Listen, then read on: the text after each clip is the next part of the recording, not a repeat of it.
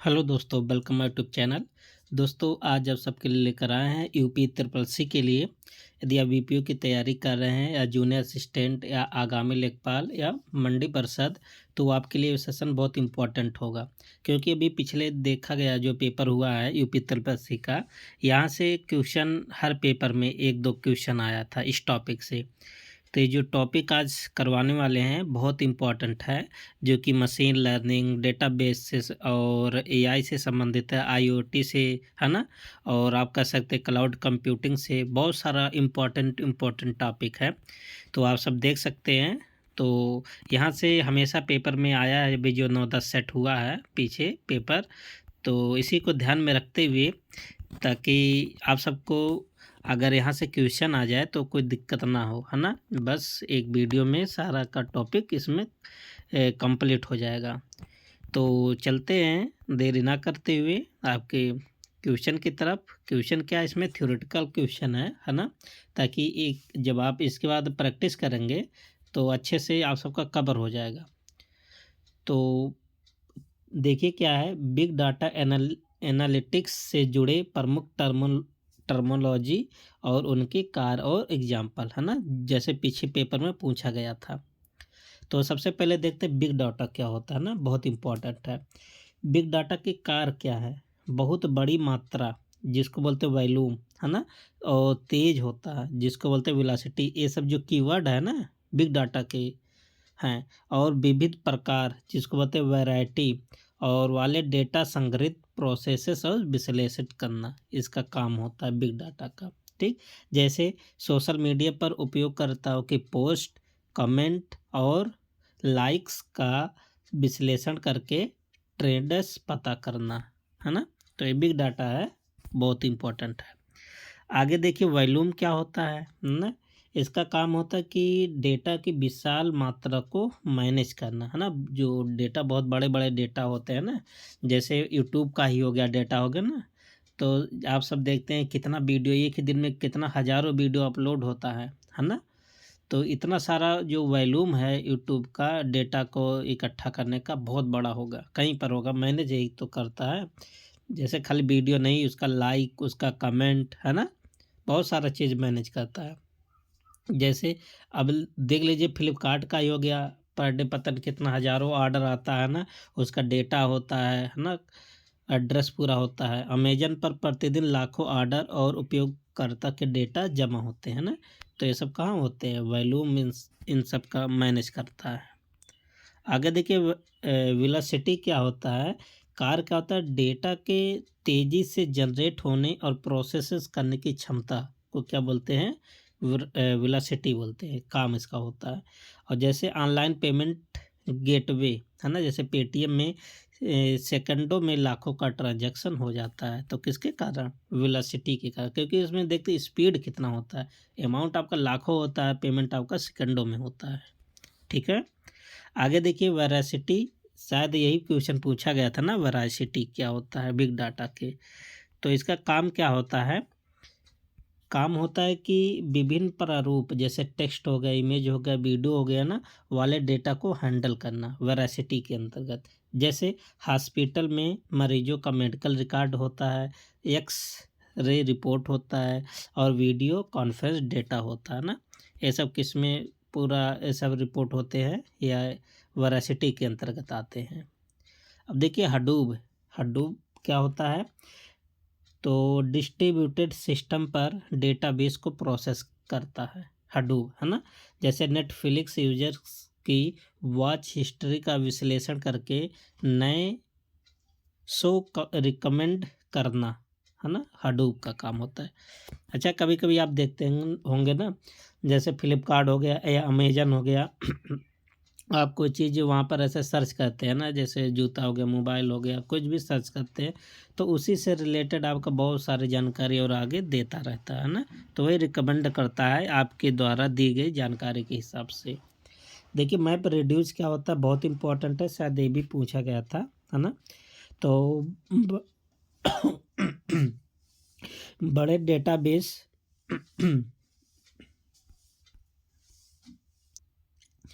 क्या होता है, मैप रिड्यूस बड़े डेटा सेट को छोटे छोटे टुकड़ों में बांटकर प्रोसेस करना बहुत इंपॉर्टेंट है मैप रिड्यूज, है ना।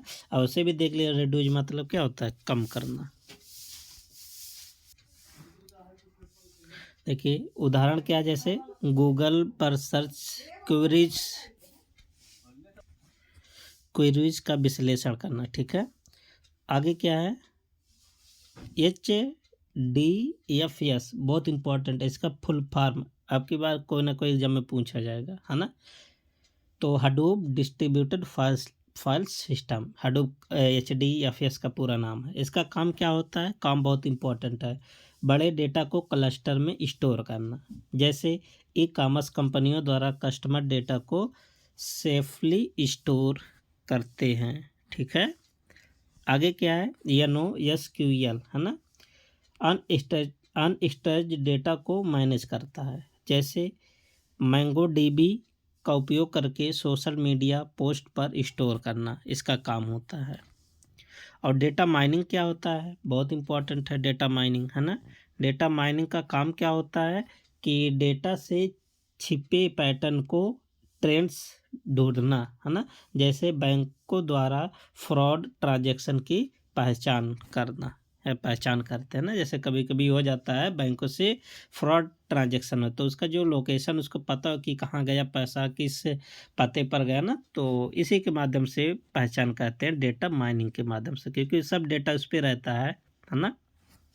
मशीन लर्निंग क्या होता है, डेटा से ऑटोमेटिकली मॉडल बनाकर भविष्यवाणी करना, डेटा माइनिंग का काम होता है। जैसे पेट्रो जैसे ऐप्स पर मरीजों की बीमारी का पूर्वानुमान लगाना। अच्छा, इसी मशीन लर्निंग के माध्यम से तो अनुमान लगाते हैं ना।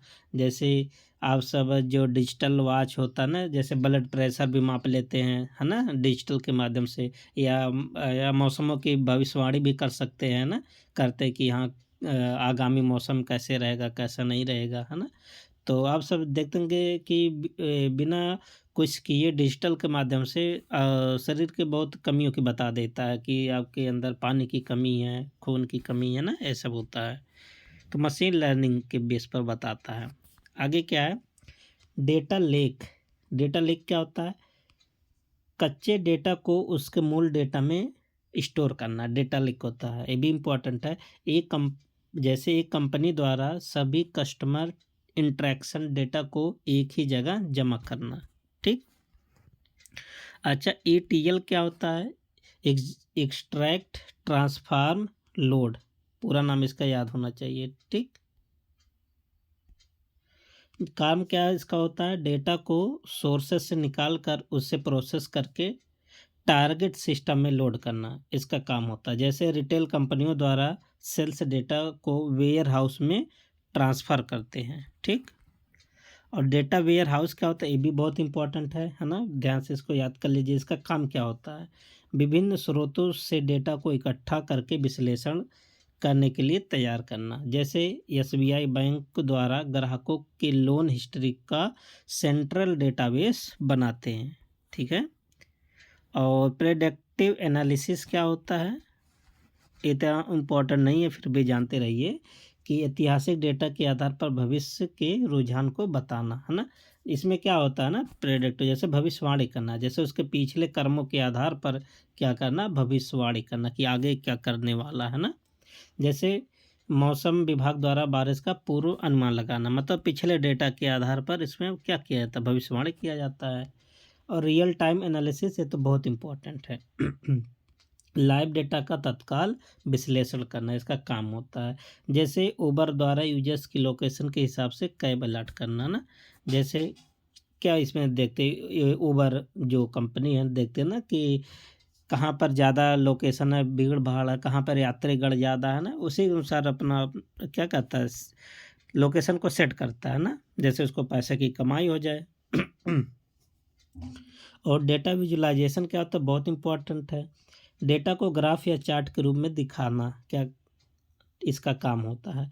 जैसे टेबलू का उपयोग करके कंपनी का सेल्स डेटा दिखाना, है ना, ये उदाहरण है। IoT भी बहुत इम्पोर्टेंट है, हाँ, इंटरनेट ऑफ थिंग्स, डिवाइस से जुड़े डेटा को कलेक्ट और एनालाइज करना इसका काम होता है। जैसे स्मार्ट होम में लाइट और एसी को ऑटोमेटिकली कंट्रोल करना, ये सब किसका काम होता है, आईओटी के अंतर्गत आते हैं, है ना। जैसे आप सब देखते होंगे अपने रूम में रिमोट के माध्यम से या ऑटोमेटिक के माध्यम से ना, खाली जैसे ताली बजा देने से बल्ब ऑन हो जाता है, बल्ब बंद हो जाता है ना। तो ये सब भी जो आजकल के जो टेक्नोलॉजी आगे जो बढ़ रहा है ना, घरों को जैसे स्मार्ट बनाया जा सकता है, आईओटी के बेस पर ही संभव है। क्लाउड कंप्यूटिंग तो बहुत इंपॉर्टेंट है ना, डेटा को रिमोट सर्वर पर स्टोर करना और प्रोसेस करना इसका काम है। जैसे AWS या माइक्रोसॉफ्ट एज्योर पर बिग डेटा प्रोसेस, AWS आज पूछा गया था ना, अमेजन वाला था, पूछा गया था पेपर में। अपाचे स्पार्क क्या होता है, देखिए अभी तक यहाँ तक क्वेश्चन नहीं आया है ना, हो सकता है कि मंडी परिषद और वीपीओ में पूछा जाए यहाँ से, है ना। रियल टाइम डेटा को तेज़ी से प्रोसेस करना अपाचे स्पार्क का काम होता है। जैसे ऑनलाइन गेमिंग प्लेटफॉर्म पर यूजर की एक्टिविटी का विश्लेषण करना, ठीक है। और डेटा गवर्नेंस क्या होता है, इसका काम होता है डेटा की गुणवत्ता, सुरक्षा और कंप्लायंस सुनिश्चित करना। जैसे GDPR नियमों के तहत यूरोपीय उपयोगकर्ताओं को डेटा प्रतिबंध करना, ठीक है। और डार्क डेटा क्या, तो बहुत इंपॉर्टेंट है, अनुपयोगी डेटा को पहचानना और उसका विश्लेषण करना, है ना। तो इसी से रिलेटेड देखिए दिया भी गया है डार्क डेटा, जैसे कंपनी के पुराने लॉग फाइल में छुपे इनसाइट्स को ढूंढना, है ना। और डेटा क्लीनिंग क्या, तो ये भी देखिए पूछा गया पेपर में पीछे पूछा गया था पेपर में, ठीक है।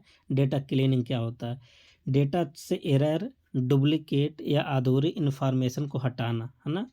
जैसे ई-कॉमर्स साइट पर गलत पते या फ़ोन नंबर सुधारना, क्या कहलाता है, डेटा क्लीनिंग कहलाता है। अच्छा, डेटा क्लीनिंग आप सबको समझ में आया। देखिए इसमें क्या होता है कि आपको समझा देते हैं। मान लेते हैं आपने फ्लिपकार्ट भरा ना, और अपना आईडी पासवर्ड सब जनरेट कर लिया, ठीक है, फ्लिपकार्ट पर। और मान लेते हैं 1-2 दिन के बाद आपको पता चला कि जो आप मोबाइल नंबर डाले हैं ना, मोबाइल नंबर गलत नंबर है, ठीक है। फिर आप क्या करेंगे, फिर इसको आप फाइल को ओपन करके मोबाइल नंबर फिर क्या करेंगे, आप अपना सही करेंगे, चेंज करेंगे ना। तो देखिए अब दोबारा वही चीज़ क्या की, चेंज की, इसी को बोलते हैं डेटा क्लीनिंग, है ना, पुराने डेटा को हटा देना। बिजनेस इंटेलिजेंस बहुत इंपॉर्टेंट है, डेटा के आधार पर बिजनेस डिसीजन लेना, है ना। एक रिटेल चेन द्वारा सेल्स डेटा देख कर नए स्टोर लोकेशन चुराना, ठीक है। अब देखिए इधर देखते बिग डाटा एनालिसिस के बारे में, है ना, जो प्रोग्रामिंग भाषाएं हैं और उनके कार्य हैं, बहुत इंपॉर्टेंट है। देखिए बिग डेटा मॉडल्स क्या होता है ना, बिग डाटा मॉडल्स क्या होता है कि बिग डेटा एनालिटिक्स में मॉडल्स डेटा प्रोसेसिंग, स्टोरेज और एनालिसिस के लिए उपयोग की जाने वाली संरचना या फ्रेमवर्क होती हैं, ठीक है। देखिए मैप रेड्यूस भी बहुत इंपॉर्टेंट है, शायद ये भी पूछा गया है। मैप रेड्यूस कार्य क्या होता है, डिस्ट्रीब्यूटेड सिस्टम पर बड़े डेटा सेट को प्रोसेस करने के लिए प्रोग्रामिंग मॉडल है। जैसे गूगल सर्च इंजन में वेब पेजों के इंडेक्सिंग और रैंकिंग के लिए मैप रेड्यूस का उपयोग होता है ठीक है। और देख लेते हैं प्रोसेस क्या होता है, इसका प्रक्रिया, है ना। मैप स्टेप डेटा को छोटे छोटे भागों में बांट कर प्रोसेस करता है ना। और रेड्यूस स्टेप क्या होता है, देखिए इसमें 2 पार्ट था ना, एक था मैप, एक था रेड्यूस। रेड्यूस का काम क्या होता था, मैप के आउटपुट को समेट कर अंतिम परिणाम निकालना, ये रेड्यूस का काम होता था। आगे देखिए लैम्डा आर्किटेक्चर क्या होता था, इसका काम क्या है, रियल टाइम और बैच प्रोसेसिंग को एक साथ संभालना, किसका काम होता है, लैम्डा आर्किटेक्चर का। जैसे सोशल मीडिया पर ट्रेंडिंग टॉपिक्स का विश्लेषण, जहां पुराने डेटा और नए डेटा दोनों का उपयोग होता है, ठीक है। और लेयर्स क्या होता है इसमें, कितने, जैसे देखिए बैच लेयर, स्पीड लेयर और सर्विंग लेयर, 3 लेयर होते हैं ना। बैच लेयर क्या होता है, ऐतिहासिक डेटा का प्रोसेसिंग जैसे हडूप, है ना। और स्पीड लेयर क्या होता है, जैसे रियल टाइम डेटा प्रोसेसिंग जैसे अपाचे स्ट्रॉम। और सर्विंग लेयर क्या होता है, जैसे प्रोग्रामों को यूजर के लिए उपलब्ध कराना। ठीक है, आगे देखिए कप्पा आर्किटेक्चर क्या होता है, बहुत इंपॉर्टेंट ये भी है। कार्य क्या होता है, सिर्फ स्ट्रीम प्रोसेसिंग के माध्यम से सभी डेटा को हैंडल करना। जैसे आईओटी डिवाइस से आने वाले रियल टाइम डेटा का विश्लेषण, जैसे स्मार्ट सिटी में ट्रैफिक मैनेजमेंट, है ना। जैसे बत्ती लगा होता है ना, अपने यहाँ पर जलता रहता है, बंद होता रहता है। बिग डाटा प्रोग्रामिंग भाषाएं देख लेते हैं, बहुत इंपॉर्टेंट है ना। देखिए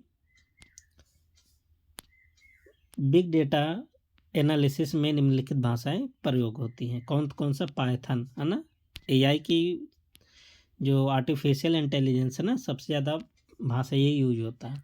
पाइथन भाषा क्या होता है, इसका काम क्या होता है, data cleaning, analysis, ML models बनाना। एमएल मतलब मशीन लर्निंग मॉडल्स।